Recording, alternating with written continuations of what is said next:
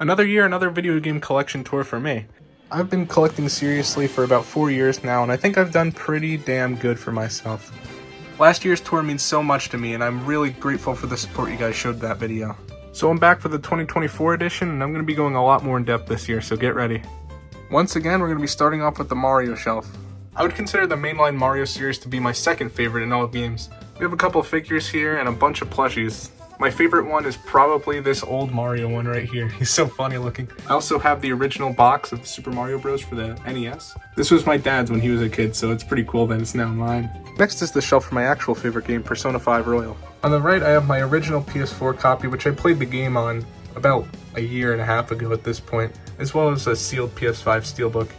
And those are stacked on top of a bunch of random copies of just general Persona 5 games. And if you're wondering why I have duplicates, it's pretty much because either they're variants in some way, or I just give them to my friends. For example, if I have a friend who's interested in playing Persona 5, I'll just give him a copy because I have duplicates. In the middle, I have the big box of Persona 5 Royal Phantom Thieves Edition, which I got at a game store near my house, which I was super stoked to buy. Along with the Joker mask that comes in the box, the art book that comes in the box, and the Switch games with the amiibo, and the soundtrack. Under those shelves, I have 3 Zelda posters. All of these were pre-order bonuses with The Legend of Zelda Skyward Sword HD for the Switch back in 2021. Under that is the top of my GameCube shelf and Wii shelf, which would have a lamp on it if I wasn't holding the lamp right now to get better lighting, along with a vinyl for my favorite album of all time, Igor by Tyler the Creator. Not really gaming related, but I figured I'd give it a shout. Down a little bit is my GameCube collection, which honestly is kind of complete at this point. It may not be actually complete, but it has all the games that I really wanted when I started collecting. I've got all the first party Nintendo games, and I've got a couple of my grails. I'm still missing like all the Zelda games and the Fire Emblem Path of Radiance, but honestly I'm pretty happy with where I'm at right now in terms of GameCube. I have a trio of pretty big hitters for GameCube. Skies of Arcadia Legends I got at a video game store by trading stuff in, along with Chibi Robo. I did the same thing for that. And Pokemon XD Gale of Darkness I was lucky enough to find at a thrift store. It's complete with the manual, the poster, everything, and it's one of the most beautiful things in my collection for sure. With that being said, my favorite GameCube game is Paper Mario The Thousand Year Door, which I'll get to in a little bit. Next up is my Wii collection, which is also kinda nearing completion for me, but there's still some stuff I want for it. I'm still missing a couple glaring ones, like Zelda Skyward Sword for example. I somehow don't have that yet. But in recent months, I've completed both the Wii set by getting Wii Party and the Mario set by getting Mario Strikers Charged, which, you know, is pretty exciting for me. A lot of the Wii games I've had since I was very little, and either they were too worthless to trade into GameStop, or they were too good to trade into GameStop for me as a kid, and that's why I still have them all these years later. If we move over to the right a little bit, we'll get to the Wii U shelf. I, like many people, am going for a full Wii U set because of how attainable it is. There's only like 160 games, and I'm a little over halfway at this point. Now, I don't have a Devil's Third or a Book of Unwritten Tales 2 yet, but I got some decent stuff. These are the 5 biggest ones that I've crossed off the list so far. And the thing is, in my opinion, collecting a Wii U set is a lot less intimidating than it really looks. There's only like 160 games, and none of them are truly crazy expensive. A couple of them are $200, yeah, but like, that's nothing compared to Rule of Rose or Kuon or any of those kinds of games. The vast majority of Wii U games sit around $20. I mean, I've only been going for the set for a little bit less than 2 years, and I'm already over halfway. Like, I think realistically speaking, I could probably get there in another 2 years or so, depending on how the prices shake out. But as far as playing the games go, I have pretty much every game that's worth playing on the Wii U. I'm missing shit like all the Just Dances and whatever, but like those I'll find eventually. A lot of the games I'm missing are just random Xbox 360 and PS3 games that got ported to the Wii U that are hovering around the $15 to $20 mark that I just haven't encountered yet, but I'll get there pretty soon. My favorite game on Wii U's gotta be Breath of the Wild. I know it's a pretty, unoriginal pick, but it is the correct pick in my opinion. I never really collected much for Game Boy Advance, Game Boy Color, whatever. Mainly because none of the games came in cases. I never played the games when I was a kid, so it just never really stuck with me. That's not to say that I'm missing Chicken Shoot, of course. Moving on, we have my Switch collection. Gotten a lot more into Switch collecting over the last year or so, mainly because it's become a lot more accessible for me. As I've continued reselling and collecting over the years, I've accumulated a lot more money to spend on games. And as a result, I've been able to buy a lot more Switch games in the last year or so than I was in previous years. As far as major Nintendo releases go, I never buy them right when they come out, unless it's a very special case, but I usually try to stay up within reason. Most of my Switch games I've bought during GameStop sales, and that's where I get most of my modern games in general from. It's GameStop sales, and as much hate as GameStop gets, they're pretty damn good for building a good collection. I can't even lie about that. As far as individual games go, I'll start off with Persona 3 Portable and Persona 4 Golden, which are the only two games I've bought directly from Limited Run. Throughout this video, you'll probably see a lot of random Persona stuff sticking out, and it is my favorite series, so it only makes sense, right? And just for the record, I prefer Persona 4 to Persona 3. But hiding behind the Persona games, we have the Pokemon Scarlet and Violet Double Pack. This is another GameStop sale item. At some point, they sold the double pack for $30, which is just crazy, and of course I had to keep the box for it. And the reason I didn't keep the games is because I already had them, of course. I will say the Pokemon Switch games aren't the best, but I mean, I can't help but buy them all, like, come on. My biggest game that I have for Switch is Pokemon Shield Expansion Pass. I found this at a GameStop that was just marked as the regular Pokemon Shield, and because of that, I got a really, really good deal on it. Now, Pokemon Shield is not a great game, but you know what is a great game? The Legend of Zelda Tears of the Kingdom. In my opinion, this is the greatest game ever made. Maybe not my favorite, but in terms of just sheer quality, I feel like this is undeniable at this point. And if I'm being honest, in like a year or so, when I inevitably make another collection tour to update you guys, I'll probably have a lot more Tears of the Kingdom related merch in my room. Now let's switch it up and start talking about the 3DS. Eventually, I'd like to get a full 3DS set. Now, I know I'm not even close right now, but I kind of started this goal not too long ago, and I'm kind of going for it more casually. I'm sure when I get closer, I'll probably start buying them a lot more aggressively, but for right now, if I find a good deal on a 3DS game I don't have, I'll just grab it. Recent acquisition is my new 3DS LL, which I bought around like February or so. I fully decked this thing out, and I've been playing it a ton. In school, of course, because fuck class. You see that Persona Q right there? It's looking very lonely on that shelf. My most wanted 3DS game right now is Persona Q2. And I'm also one away from the full Pokemon mainline set for 3DS, so hopefully I find Pokemon Y soon. And I have no idea what my favorite 3DS game is. It's one of these two. And I think part of the reason that it's so hard for me to choose is because of how radically different they are. One is a horror visual novel mystery game, and the other is the most lighthearted thing you'll ever see in your life. I love them both for completely different reasons, so I don't know what to pick. Well, what's that, my Smash Bros mean? We got the DS. Probably my favorite console of all time. Most people would say that their favorite console is the one that they had as a kid, and that's definitely ringing true for me. But not only is it my favorite in terms of games, it's also my favorite in terms of collecting. There is no better feeling than acquiring another complete in-box DS game that you are looking for, or at least in my opinion there isn't. I also actively collect DS consoles. I have the blue DSi XL, the Mario Edition DSi XL, the black DS Lite, the pink DS Lite, and of course my Mario Edition 3DS XL, my blue 2DS, and my red new 3DS LL. If there's one thing I pride myself on in my collection, it'd be having DS bangers, both in terms of quality of playing and value. Both mean a lot to me in terms of having something for a collection. And this is just a general philosophy thing, I guess you could say, with collecting, is that a lot of people will be upset with you for caring about the value of something, and me personally, caring about the value of a game makes me feel more accomplished when I finally get it. It makes me feel better acquiring a $150 game versus a $5 game, you know? But getting all that precautionary stuff out of the way, I have 999, Chrono Trigger, Dragon Quest IX, Ghost Trick Phantom Detective, Mario & Luigi Partners in Time, Pokemon Black, Black 2, Diamond, Pearl, Platinum, Soul Silver, White 2. The only Pokemon mainline game I'm missing is Heart Gold, which I'll hopefully get this year. I also got Radiant Historia, Sonic Chronicles, World Ends With You, Spirit Tracks, Phantom Hourglass, and my most expensive game in my entire collection, Solitarobo Red the Hunter, which for years was my ultimate Nintendo grail, and I just happened to find it at a GameStop, which was probably the highlight of game hunting for me the entirety of last year. As much as I can't complain about finding this, I wish it had a case, although beggars can't be choosers, you know. I have all my other loose games, none of which are noteworthy enough to mention, in that little case up there, along with the Pokemon Black and White Pokédex book. Ever since I first laid eyes on this book online, I thought it looked sick, and when I finally found one, I had to grab it. Gen 5 is easily my favorite gen, and I love the Pokemon in it as a result of that. Pokemon Black wasn't technically my first Pokemon game that I played, but it may as well have been, and I absolutely loved it. Compared to most people, I feel like I got into Pokemon late.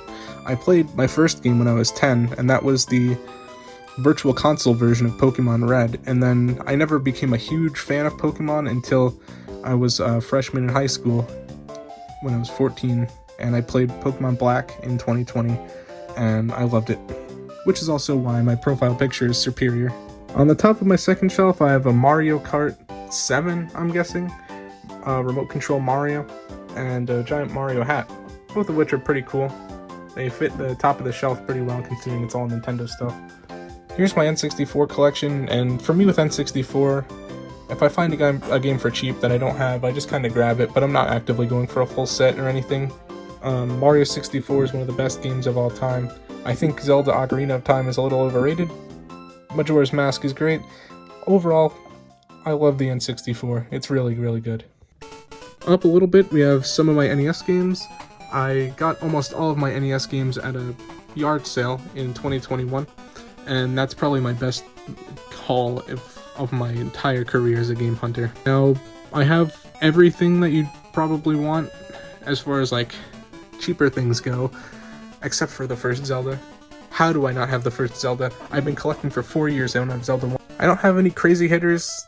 I have Mike Tyson's Punch-Out, I have the Mario trilogy. I don't have anything crazy, but if I had to say a favorite NES game, it'd probably be Mario 2 or Mario 3, both of which are immaculate.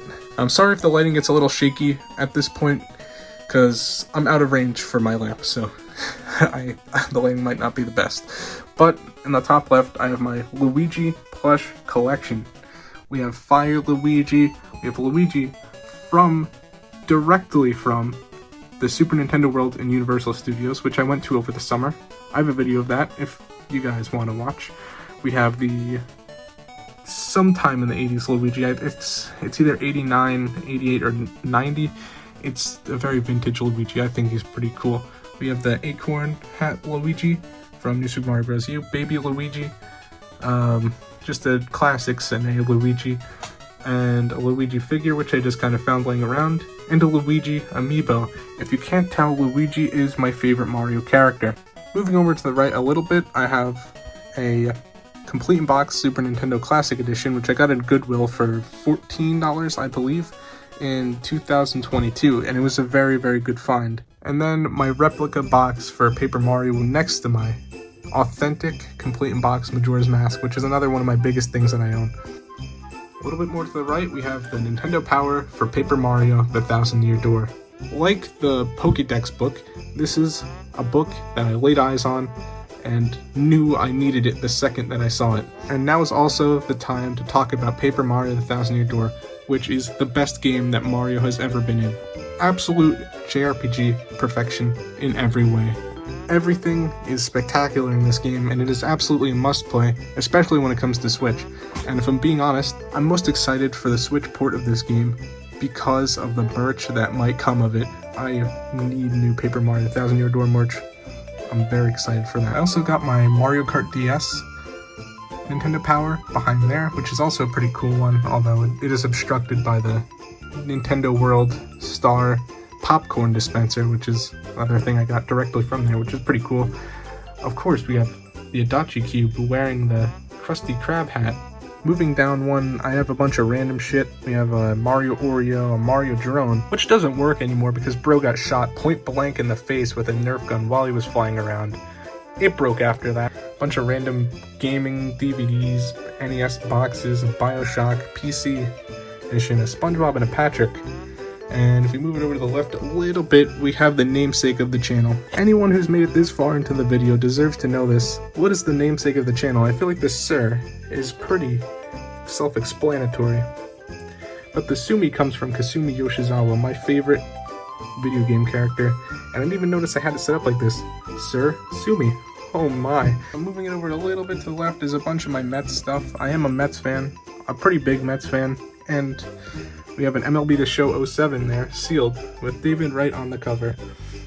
I also am a big MLB The Show player. I used to be competitive back in the day. I was like top 1,000 lifetime, but I kind of retired from that in pursuit of this. Ah yes, good lighting is back. So here we have the PlayStation shelf. I'll start it off with PS4, and most of these PS4 games I got between 2022 and now, and almost all of them are from GameStop sales. The vast majority of these I paid $5 a piece for at GameStop during some sort of sale, and the only reason it's split like this is because of the way that this shelf is. This shelf is smaller than these two for some reason, so I had to split it up, but I think it looks pretty good, honestly. As far as notables go, I have the Gravity Rush games, which are pretty expensive. Not that many PS4 games are expensive at this point, but relatively they are. And of course there's some fantabulous games here like The Last of Us Remastered, Red Dead Redemption 2, a bunch of other ones. And right now I'm actually playing a PS4 game. Well, I guess not right now because I'm making the fucking video, but if I wasn't making the video right now, I would be playing The Last of Us Part 2, which is a fantastic game. And oh my god, my light is flickering. We've been going too long. Now, being sandwiched in between the PS4 games, we have my limited PS5 collection. As far as PS5 go, I kind of just buy games that I want to play. I know that sounds pretty standard for games, but more than anything, that is the case for this one. I'm not actively buying games just because I collect them. Most of these I want to play. My favorite PS5 game is definitely Persona 3 Reload. As a Persona fan, I've said Persona so many times in this video, I'll just shut the... I'll talk about something unique for a change, Elden Ring, which I've also talked about on the channel, but it's a fantastic game, and I replayed it very recently, inspired by I don't know what. I just kind of had the urge to play it again, and it was great. It was very good. Now, if you're wondering what the hell is behind my PS5 games, well, the answer would be I have a setup here. So, every time a new Fortnite skin drops, I ask the Magic 8 Ball, do I buy the skin, right? Shake it up. It is certain. So when it says something like that, I also reach into the bin, grab one of my many PSN cards, and load up enough V-Bucks to buy every skin in the shop. And up one more, we got the PS2 collection, which is very different from how it was a couple years ago. I used to have a ton of PS2 games, and most of them were mid, and then I nuked the PS2 collection, went down to almost nothing, and completely built it up from scratch, and I kind of went back in with a more quality over quantity approach, and it's been a lot more fulfilling that way than it was before. Every time I buy a new PS2 game, I ask myself, do I need this? And usually, the answer is no. What I go for is either it's made by a company that I like, or it's in a legacy series, which either, whether I played or not, I usually keep them. And is it in good condition, Black Label? And if the answer is favorable for all three of those questions, I usually keep it. As far as the games I have in the middle here, Persona 3 Fez, Persona 4, and my biggest PS2 game, Marvel vs. Capcom 2.